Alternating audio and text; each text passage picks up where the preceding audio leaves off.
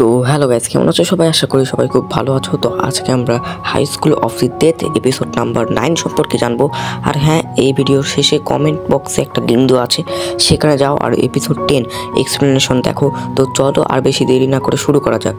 তো আমরা গতবারে দেখেছিলাম যে তাকাশি এবং বৌসুজিমা তারাদের নিচে প্রচণ্ড পরিমাণে জম্বি ছিল।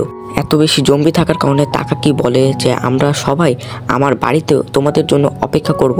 আর এটা শুনে ওরা দুজন অন্য একটা রাস্তা দিয়ে তাদের যাত্রা শুরু করে। তো এই এপিসোডের শুরুতে আমরা তাকাশি এবং বৌসুজিমাকে দেখতে পাই, যারা আশেপাশে একটু ভালো মতো চারিদিকটা নজর রাখে। তখন তাকাশি বলে যে আমাদের একটা বাইক দরকার, যাতে আমরা সেখানে খুব তাড়াতাড়ি পৌঁছাতে পারবো। ঠিক ভাগ্যক্রমের সামনে একটা বাইকের শোরুম ছিল। তো ওরা তারপর সেখানে যায় এবং ওরা এমন একটা গাড়ি ঠিক করে যেটা পানিতেও চলতে পারবে। তো ওই গাড়ি করে ওরা সামনে যেতে থাকে। তখন ওরা মেন রোড থেকে নিচে নামে এবং এটা দেখে জম্বিরাও নামতে থাকে, কিন্তু ওরা পড়ে যায়। এবং তাকাশি তারপর ভাবে যে ওরা নিশ্চয়ই আর মনে হয় আসতে পারবে না। তো তারপরও জম্বিরা ওদের পিছু এখনো ছায়নি, এই কারণে তাকাশি নদীতে ওদের গাড়িটা নিয়ে যায়। কিন্তু এটাতে একটা সমস্যা হয়, সেটা হলো বৌসুজিমার কাপড় পুরোপুরিভাবে ভিজে যায়। তখন তাকাশিও বুঝতে পারে না যে কী করা উচিত, কিন্তু বৌসুজিমার কাছে আর কোনো ড্রেস ছিল না। তারপর ওরা সামনে একটা আইল্যান্ড টাইপের ওখানে যেতে থাকে। তখন সেই আইল্যান্ডে পৌঁছানোর পর দেখে যে বৌসুজিমার ঠান্ডা লাগছে, এই কারণে তাকাশি ওর জ্যাকেটটা বৌসুজিমাকে পরতে দেয়।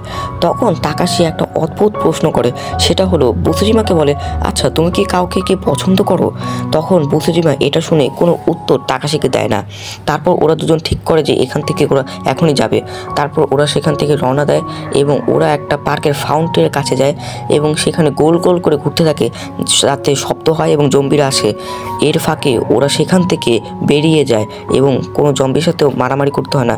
তো তারপর রাত হয়ে গেছে, ওরা একটা বাড়িতে আশ্রয় নেয় যেখানে কেউ ছিল না।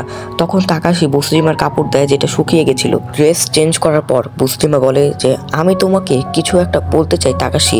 তখন বৌসুজিমা বলে, তুমি যে সেই নদীতে থাকার সময় জিজ্ঞাসা করছিলে না আমি কাউকে পছন্দ করি নাকি? তখন বলে যে 4 বছর আগে একটা ঘটনা ঘটেছিল একটা রাতে।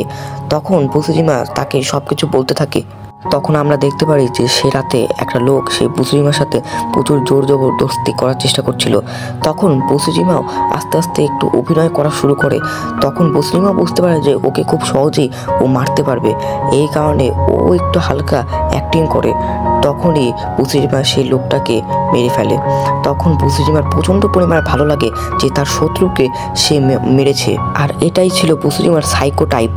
তখন তাকাশি বলে যে আমি একটা লোককে গুলি করে মেরেছিলাম আর অনেক জম্বিদেরকেও মেরেছি, তার মানে এটা হয় না যে আমাকে পরিবর্তন হতে হবে।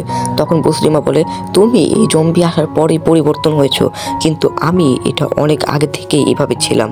তাকাশি বলে, এই কারণেই তুমি এতগুলো জম্বিদেরকে মারতে পারো। তো পরের দিন সকালে দেখানো হয় যেখানে ওরা রওনা দেওয়ার কথা ভাবছিল, ঠিক তখনই অনেকগুলো জম্বি সেখানে আসে। তাকাশি বলে যে তুমি এখান থেকে পালিয়ে যাও, কারণ এখানে অনেক জম্বি। কিন্তু বৌসুজিমা এই কথা শোনে না এবং ও একে একে আনন্দের সাথে সমস্ত জম্বিদেরকে মারতে থাকে। তখন ওরা আস্তে আস্তে সেখানে রওনা দেয় তাকাকির বাড়িতে। তখন ওরা সামনে তাকাকির বাড়ি দেখতে পায় এবং ওরা বাড়ির ভেতরে ঢোকে এবং তাকাকি ওদেরকে দেখে প্রচণ্ড পরিমাণে খুশি হয়।